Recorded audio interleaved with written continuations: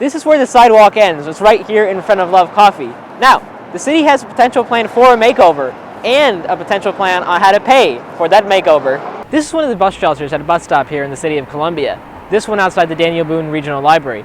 But for bus riders on Trimble Road, this bus shelter isn't there anymore. To help voters understand what the funds in this bond issue will be used for, the Hallsville School District has made flyers. Flyers like these. If you're asking how the roads are, it depends on which ones. As Matt mentioned, this is MoDOT Traveler's Map. You can see the highways and the interstates in mid-Missouri are mostly all clear, with some partly covered roads east of here. Hallsville voters were at the polls for the second time this year. The first time in April. They were voting again on Proposition 2. All areas within the terminal building are designated as smoke-free. Airport passengers like Patrina Bonner say parking here is a problem. Yes, it has been a time where I almost missed a flight. I literally had to wait until another flight landed to get parking. I'm here at one of the airport's parking lots. Around me, there are only a few available spaces, but that could soon change. That change is coming in the form of 600 new parking spots. They'll cost $400,000 and come from the city's transportation tax. City Council member Nick Foster says that expansion is needed. Well, it might. I think right now we're responding to the additional flights that we're getting. We've added a lot of flights just in the past year. Foster has his own experience with parking at COU. Well, we just recently paved over a lot that had been a gravel lot for a long time. I've parked in the gravel lot many times. There is also a proposal to add one more passenger boarding bridge to the airport. Currently, there are 3 jet bridges in the terminal. The terminal has the capacity for up to 4. For flyers like Patrina, the planned expansion would be welcome news. It would, yes. Brownlee Jr. was charged with second-degree murder for the 2023 death of 3-year-old Zamir Harris. Brownlee pleaded guilty today to involuntary manslaughter, which carries a lesser sentence, leading to some strong reactions from Harris's family members.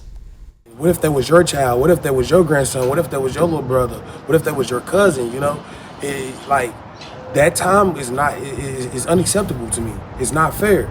That's the reaction from the Harris family after Larry Brownlee Jr. pleaded guilty to involuntary manslaughter and 1 count of illegal possession of a firearm, a Class D felony. A Class D felony has a range of punishment of up to 7 years. The judge sentenced Brownlee to 10 years in prison total for both charges. But for the Harris family, that time is too short. This is my nephew. They let people see that, oh, it's okay, you can just do what you want to do and get away with it. So. I'm hurt, yes. I dropped some tears in that courtroom. Zamir was found with gunshot wounds after Columbia police officers responded to a crash on Blue Ridge Road and Providence Road in 2023. Brownlee, Zamir, and the child's mother were on the way to a fire station in the area for emergency assistance.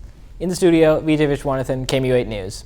Welcome sound for people who rely on city buses. When I went out to the Conley Shopping Center, I noticed that the bus shelter was gone. And that day when I went to go do my grocery shopping, there actually was snow falling. This is one of the bus shelters at a bus stop here in the city of Columbia. This one outside the Daniel Boone Regional Library. But for bus riders on Trimble Road, this bus shelter isn't there anymore. The city removed the structure and trash can at this bus stop, so riders here no longer have anywhere to wait with protection from the weather. Well, the City of Columbia Public Works received a letter from the adjacent property owner requesting removal of the shelter, and based on the agreement that was in place, the shelter is there at the property owner's consent. Having withdrawn that consent, Public Works removed the shelter. Property owner TKG Management sent the removal letter in September 2025. In that letter, TKG said that the shelter had led to, quote, excessive trash, excessive noise, harassment, and even violence.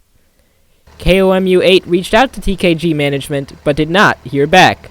One advocate for pedestrians and bus riders says removing shelter removes basic human rights. Really, people that ride the bus, whether you're unsheltered or you have shelter or somewhere to go or call home, you should have the dignity and the respect of having a shelter over your head. And that, in this case, includes a bus shelter. Ogun says the city has no plans to remove any more bus shelters unless another property owner requests it.